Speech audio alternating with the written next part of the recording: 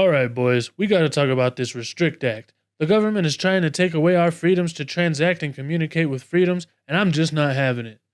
I don't know if you've seen this thing, but they're calling it the Ban TikTok bill, and it doesn't say TikTok one time in the whole thing. Basically, it just says a bunch of nonsense that's vague, and it says that essentially they're going to be able to take control over all communications on the internet, and if they've deemed anything to be a threat, then they can go after it. It says, in general, the Secretary of Commerce, in consultation with the relevant executive department and agency heads, is authorized and shall take action to identify, deter, disrupt, prevent, prohibit, investigate, or otherwise mitigate, including by negotiating or entering into or imposing and enforcing any mitigation measure to address any risk arising from any covered transaction by any person or with respect to any property subject to the jurisdiction of the United States that the Secretary determines. Essentially meaning that they can just designate anybody to be a terrorist or a threat, and they can identify, disrupt, and watch and deter and all kinds of things to make sure that you don't go against their propaganda and their agenda. And all they have to do is decide that you, without any due process, pose an undue or unacceptable risk of sabotage or subversion of the design, integrity, manufacturing, production, distribution, installation, operation, or maintenance of information and communications technology, products, or services in the United States, or pose risks of catastrophic effects on the security of the resilience of the critical infrastructure or digital economy of the United States. This is basically very vague, and the digital economy of the United States covers pretty much anything from your email to an ad that went to your email, or Facebook, or cryptocurrency, or just really you name it. If it's digital and it has anything to do with any connection to the economy, meaning your bank account or anything, then they can take total control over that, or just watch every transaction that you make. Or if you pose the risk of interfering in or altering the result or reported result of a federal election, as determined in coordination with the Attorney General, the Director of National Intelligence, the Secretary of the Treasury, and the Federal Election Commission, or coercive or criminal activities by a foreign adversary that are designed to undermine domestic processes and institutions, to steer policy and regulatory decisions in favor of strategic objectives in a foreign adversary to the detriment of the national security of the United States. Again, this is just a bunch of legal jargon and vague terminology that means that basically if they just decide that you pose a threat for any kind of reason, if you go and try to expose any of their shenanigans, if you speak out against their wrongdoings, if you say anything that goes against or doesn't support their propaganda or basically their evil agenda, then you can be shunned from society, shut down, have your finances taken away, and be totally excluded from the digital economy. Not to mention probably having your freedom taken away and put in a jail cell where they're just going to do whatever they want to you anyway. Especially since they will have probably deemed you to be some kind of terrorist. Furthermore, if you pose any kind of threat to otherwise pose an undue or unacceptable risk to national security or the United States or the safety of the United States persons. People have been calling this the Patriot Act 2.0 because in the Patriot Act, they basically just took all of your freedoms away to privacy and made sure that it's legal for the government to just spy on you and do whatever they want, deeming you as a terrorist or otherwise behind your back without even having your knowledge, shutting you out of the traditional economy, and basically shunning you from society as well. This is just going to be able to do that on any kind of a digital level. And with all of us living in basically digital worlds these days, spending most of our time online or at least interacting with online services in order to get our jobs done at our careers, this would definitely make it pretty hard to interact with or to even just participate in society on any kind of basic level. And I really think that this is where we need to draw the line, and we actually need to stand up for our freedoms, or they're just going to take it all away and they're not going to give it back. And if you think that you can just get around it with a VPN, then you've got another thing coming, because as this article right here says, the Restrict Act proposes a 20-year jail term for U.S. citizens accessing banned apps. That means if you use a VPN, or if you go around the firewalls or whatever system that they've set up to try to avoid having you go on to some site that they don't want you to receive propaganda from that's not their own, then they can just deem you to be a terrorist or at the very least a criminal, and put you in jail for 20 years just for trying to access a show on Netflix that's not available in your country. They say all of this is to protect us from TikTok and China stealing our data, but all of the biggest companies here in America, like Facebook, Amazon, or Meta, or whatever, Amazon and Google and all of the rest of them, are taking our data and they're not using it for any purposes that have our best interests at heart anyway. So what's the real difference in China doing it? I think it might just be because China has actually got the most popular app right now, while they're stealing business and kind of making all of the American companies look like old news. This is just embarrassing for them, and this puts the control in the hands of someone else that isn't our government and makes it to where they're not in control of our data necessarily. This article goes on to say that the Restrict Act is also a threat to crypto. While the proposed bill could give the United States government more power to force the sale of foreign-owned assets, with them threatening 20 years in jail and a $250,000 fine for accessing banned apps using virtual private networks or VPNs, the implications of this provision for the cryptocurrency industry could be profound. As digital assets become more increasingly popular for making payments and storing value, the government's ability to monitor and control access to digital payment apps and wallets could devastate crypto, possibly impacting Bitcoin prices. This is just really another reason why I continue to say that centralized exchanges are not where you want to keep your cryptocurrency, because the government will ultimately probably gain control over them in some kind of way. And the whole meaning of Bitcoin and cryptocurrency in the first place was to decentralize money and make it to where there's not any centralized point where the government can attack your finances and take away your ability to transact with freedom. Keeping your cryptocurrency on a centralized exchange is basically just handing the power right back to the people you were trying to take it away from in the first place. But as long as you have your money in a real decentralized project like Bitcoin or maybe even Dogecoin, I believe it's going to be safe, and there's no way that the government is going to be able to confiscate it from you as long as you keep it on a cold storage wallet and you keep those private keys in your head. And in the end, I really don't think that the government actually does even hate Bitcoin. They just want to have total control over it. After all, the government owns more than 214,000 Bitcoin on their own, making them the second biggest holder after Satoshi himself. This is why the government is trying to destroy on and off ramps like centralized exchanges here in America, so that you can't get your hands on real hard assets without going through the middleman being the central government. Also, the more control they have over our currencies, the more they'll have us ready for the new smart cities that they're trying to roll out across the globe. In these smart cities, governments plan to rule over us with censorship and surveillance. And it looks like Saudi Arabia is starting to lead the way with them breaking ground on their construction project called The Line. The Line is supposedly going to be about a 100-mile long city that's built between two walls that are basically supposed to be like mirrors. I know this sounds futuristic, but this is real life. These cities are going to run on central bank digital currencies or CBDCs, with AI running pretty much everything, and you're basically not going to be able to leave the city. This one here is made of two big walls with bridges crossing between them, and the walls are basically going to have apartments and buildings built into them. Within these walls, there's going to be everything you need, and you're not going to need to leave, and they're going to be able to surveil everything that you do and every move that you make through AI. This is going to take away all of your freedoms. And if you think that Saudi Arabia is going to be the only place rolling these things out, you've got another thing coming, because the World Economic Forum, or the WEF, wants you to own nothing and be happy. The only way that they're going to do that is by controlling every move that you make and making sure that you actually don't own anything and you just have to rent things through services.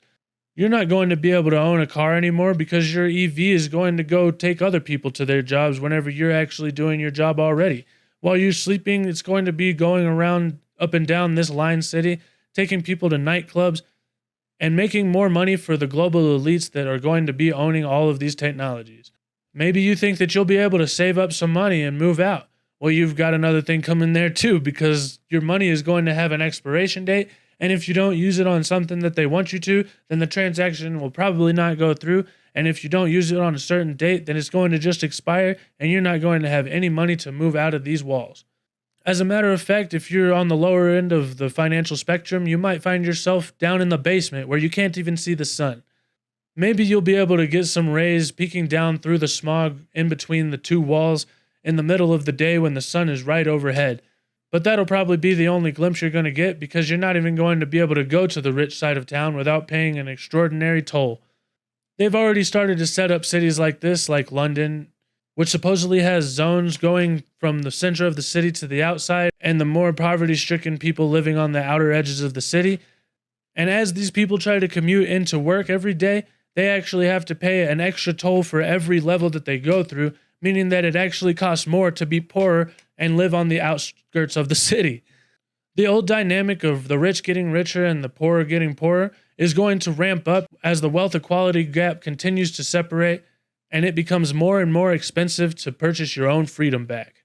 But with Saudi Arabia being part of BRICS and China making a deal with France to complete their first LNG gas trade using Chinese CBDC or digital yuan, it looks like the United States is actually going to have to ramp things up, and they're going to be rolling out this FedNow project in July, meaning that CBDCs are coming, and the United States is going to be pushing it very hard so that they don't lose their place as the issuer of the world's reserve currency and get left behind or left out of global trade by these BRICS countries. Really, our only hope is that someone is going to stand up for us and block this encroaching tyranny before it's too late and all of our freedoms are stripped away, as governments around the world tighten their stranglehold on our lives and crush any dissenting voices. Recently, we have started to see a couple politicians come out and speak against the rollout of the CBDCs.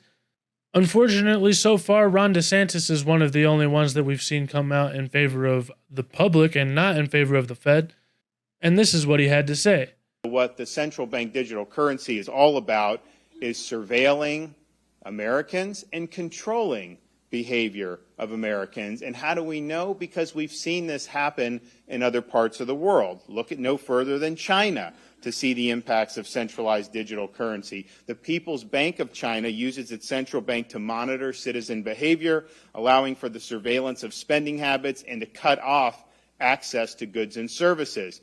You also see things in the Bahamas, where they've instituted caps on CBDC holdings and transactions. In Nigeria, central bank capped ATM withdrawals to forcibly push the use of their digital currency in lieu of physical currency.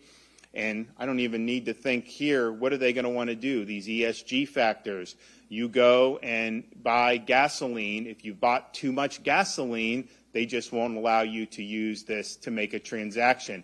Who knows whether they would let you buy a firearm or things that they disapprove of. And so you're opening up a major can of worms, and you're handing a central bank huge amounts of power. Today, I'm here to call on the legislature to pass legislation to expressly forbid the use of CBDC as money within Florida's Uniform Commercial Code.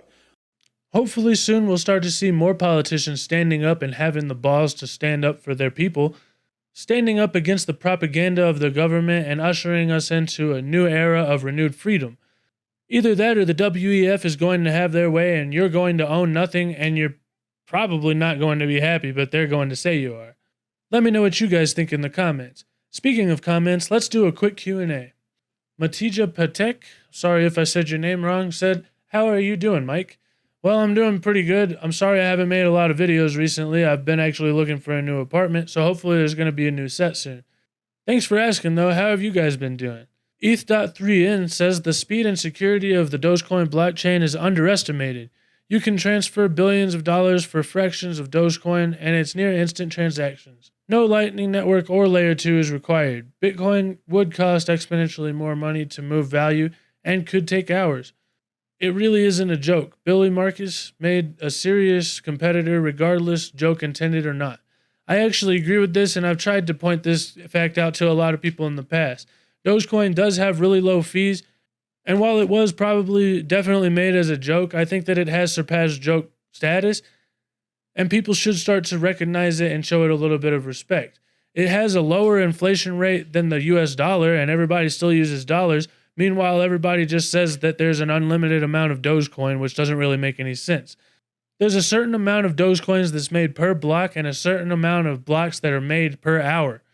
So while there's not an actual set number like 21 million for Bitcoin, the inflation rate is actually limited, and it is decreasing as a percentage of the total number of Dogecoins that are on the market, meaning that it is decreasingly inflationary over time, with the actual inflation rate right now being around 3.5%, if I'm not mistaken, which is at least probably half or even less than that of what the inflation rate is for the US dollar right now.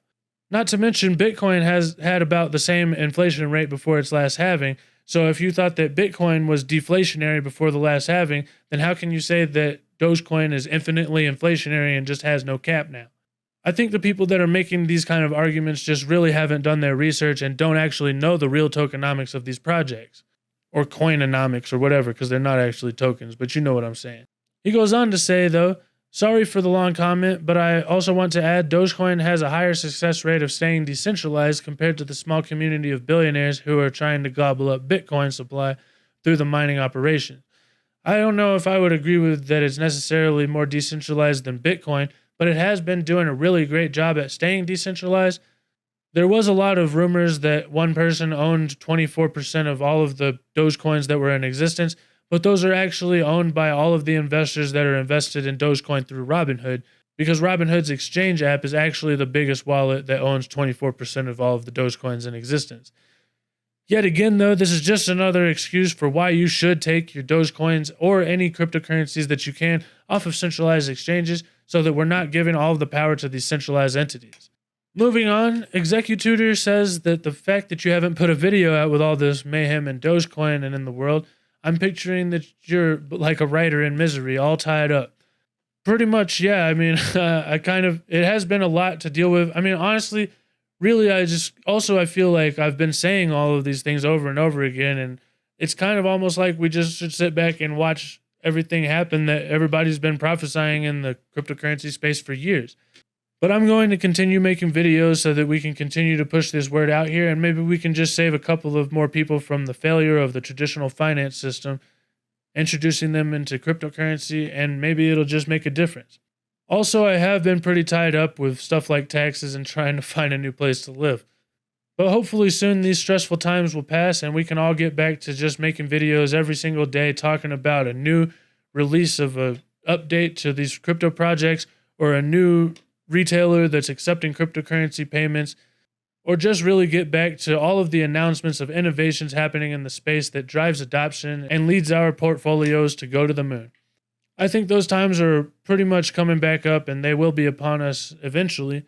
But knowing that that's what's coming and seeing all of these projects at a discount is really just presenting the best opportunity to make life-changing wealth whenever the bull market does return, inevitably one day. I know these weren't all really questions, but I didn't ask for questions. If you guys do have any questions, leave them down in the comments and I'll make sure that I answer them in my next Q&A session. And also let me know, because I'm really curious, would you guys want to live in one of these smart cities, or would you rather just try to kind of avoid whatever society is turning into and move out onto a beach by yourself with your cryptocurrencies? Either way, thank you guys so much for watching. I hope you have a wonderful day, and I'll see you guys next time. Bye. This is Abisu. He's named after one of the 7 lucky gods of Japan. According to legend, he will bring wealth and prosperity to anybody who evokes his name. So don't forget to write his name in the comments, or you'll bring dishonor to your whole portfolio. And check out this video right here. Say goodbye, Abisu.